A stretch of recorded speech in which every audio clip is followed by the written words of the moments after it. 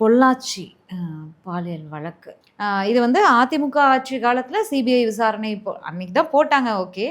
அவங்க உண்மையா இந்த உண்மை குற்றவாளிகள கண்டுபிடிக்கிறதுக்கும் நேரடியாக சிபிசிஐடி எல்லாம் உண்மையா விசாரிச்சு, முயற்சி பண்ணி இன்னைக்கு கொண்டு வந்திருக்காங்களா?